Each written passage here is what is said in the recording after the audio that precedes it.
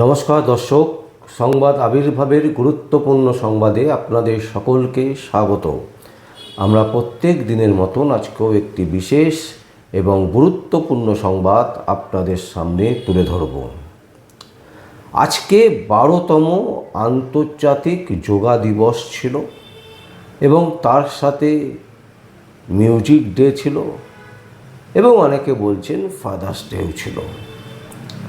তো যাই হোক, মিউজিক ডে আজকে কতটা পালন হয়েছে আমরা জানি না, তবে যোগা ডে আজকে মোদির উপস্থিতিতে রীতিমতো সাড়া ফেলেছে। বিভিন্ন জায়গায় যারা বিজেপি সমর্থিত, বিজেপিকে সমর্থন করেন, যারা বিজেপি দলীয় কর্মীরা, বিজেপির নেতা নেত্রীরা, তারা মোটামুটি যোগা করেছেন। আর যারা মনে করছেন যে বিজেপির থেকে কিছু পাওয়া যেতে পারে, তারাও যোগা করেছেন।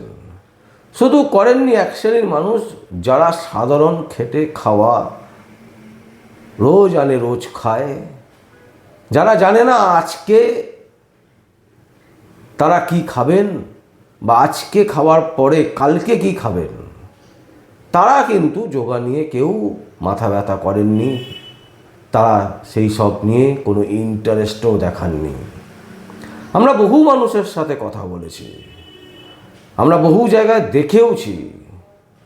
কিছু ক্লাব, কিছু বিজেপির সংগঠন, কিছু বিজেপি নেতা নেত্রীরা, কিছু বিজেপির সমর্থকরা, তারাই কিন্তু আজকে যোগা দিবসের মুখ হয়ে উঠেছিলেন। এবং সর্বশেষ বলা যায়, প্রধানমন্ত্রী নরেন্দ্র মোদী তিনি আজকে যোগ শেখালেন কলকাতাবাসীকে। কলকাতাবাসী, পশ্চিমবঙ্গবাসী যোগ সম্পর্কে কোনো আইডিয়া নেই, তাই নতুন করে আমরা যোগ দেখলাম।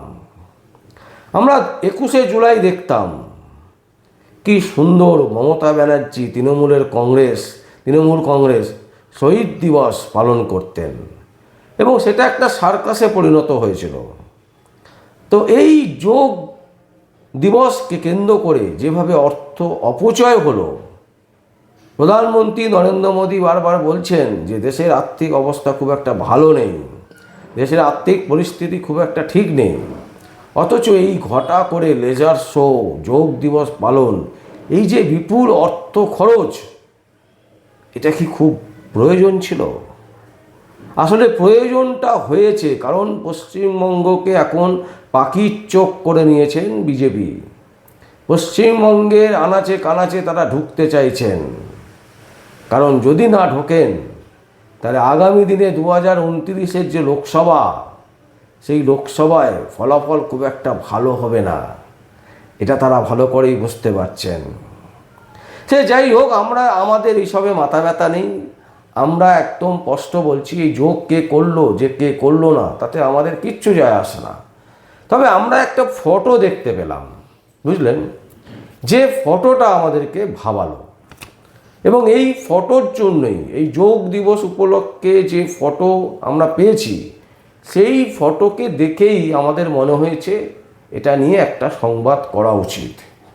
কারণ অনেক সংবাদ মাধ্যম আছেন বাংলাতে যারা বহুল প্রচারিত, এবং বহুল প্রচারিত ইউটিউবার, যাদের এই সংবাদটা চোখে পড়বে না, কারণ এটা তো বিজেপি কর্তৃক ভুল। তাই এই প্রবলেমটা, এটা ঠিক মানাবে না তাদের কাছে, তারা করবেও না। এটা যদি তৃণমূল কংগ্রেসের হতো, তৃণমূল কংগ্রেসের যদি কোনো ভুল বেরোতো, সেটা নিয়ে রীতিমতো হইচই হতো। কিন্তু বিজেপি ভুল করেছে, সেই ভুল ধরিয়ে দেওয়ার ক্ষমতায় আছে আমার মনে হয় নেই, এবং সেই ভুল ধরিয়ে দেওয়ার সাহসও নেই। কারণ ভুল যদি একবার ধরিয়েছে, তারপরেই কিন্তু নোটিশ চলে যাবে। যেমন আমরা দেখেছি, এর আগে একজনের কাছে গেছিল রাষ্ট্রবাদী, তিনি নিজেকে বলেন, এবং তিনি এখন পাল্টি হয়ে গেছেন, আবার তিনি পাল্টি খেয়ে গেছেন। এরা কতবার যে পাল্টি খাবেন, নিজেদের মনের কাছে কোথাও তো লাগে যে ভুলটা ভুল, এটা বলি। যখনই বলে ফেলেন তারপরেই নোটিশ খান, আর নোটিশ খেলেই ব্যাস, বা ফোন চলে যায় তাদের কাছে, কেন এই সংবাদ করছো? তো পাল্টানো যে পরিবর্তন দরকার ছিল, সেই পরিবর্তনটা কি আদৌ হলো ঠিকঠাক? আমরা কাদেরকে আনলাম?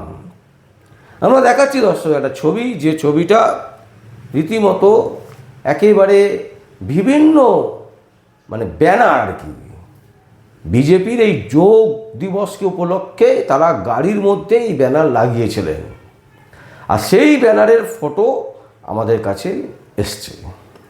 আমরা সেখানে দেখলাম যে মানে যেটা বলতে ভালো লাগছে না সেটাও আমাদের বলতে হচ্ছে, তার কারণ এই ধরনের যে ভুল, এই ভুল কি করে হয়? যারা যোগ দিবস নিয়ে এত লাফালাফি করছে, ভারতবর্ষের মানুষজনকে ভুঁড়ি কমিয়ে দেবেন, চর্বি কমিয়ে দেবেন, কত কিছু কমিয়ে দেবেন ভাবছেন, তো তারা তো অন্তত পক্ষে তাদের এই ভুল কখনো শোভা পায় না। তা ভুলটা কি? আসলে সারাদিন এরা এত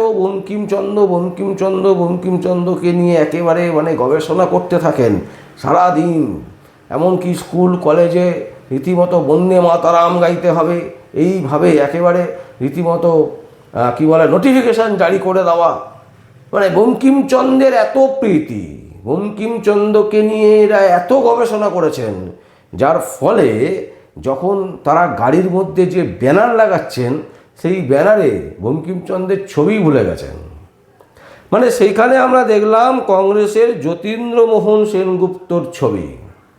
দর্শক, আমরা সেই ছবি দেখাচ্ছি আপনাদের সামনে স্ক্রিনে, আমাদের ইউটিউবের যে স্ক্রিন, সেই স্ক্রিনে আপনারা দেখুন, একেবারে পরিষ্কার দেখা যাচ্ছে যে বঙ্কিমচন্দ্র চট্টোপাধ্যায়ের নাম লেখা আছে এবং তার উপরে যে ফটোটা আটকানো আছে সেই ফটোটা হচ্ছে কংগ্রেস নেতা যতীন্দ্রমোহন সেনগুপ্তের ছবি।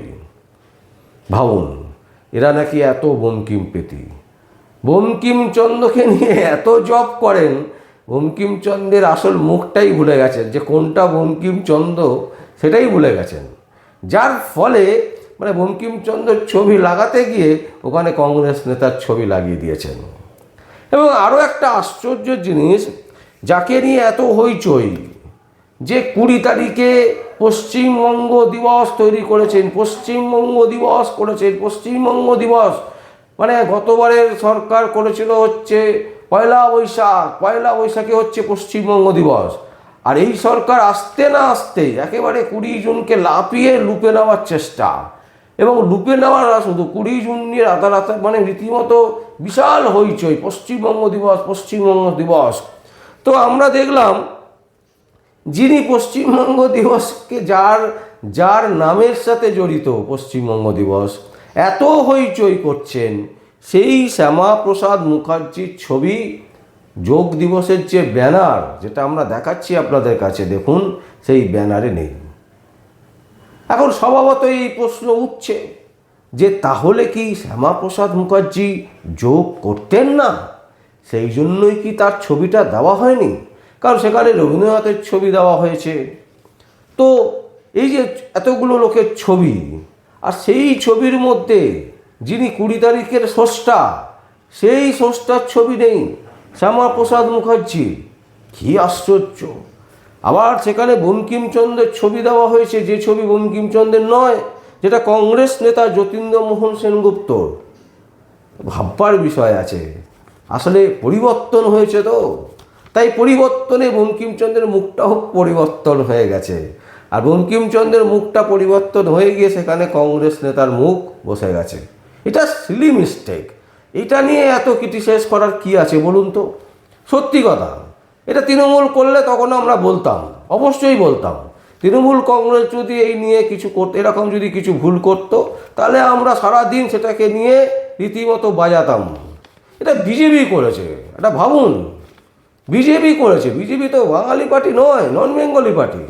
তারা বাঙালিদের নিয়ে এত ভাবনা চিন্তা করছেন, এত সনাতনী নিয়ে চিন্তা ভাবনা করছেন, তাদের ভুল হবে না? তো সেই সামান্য ভুলটা নিয়ে আপনারা সত্যি, আমরা সেই সামান্য ভুলটাই আমরা আবার তুলে ধরছি, ভাবুন তো।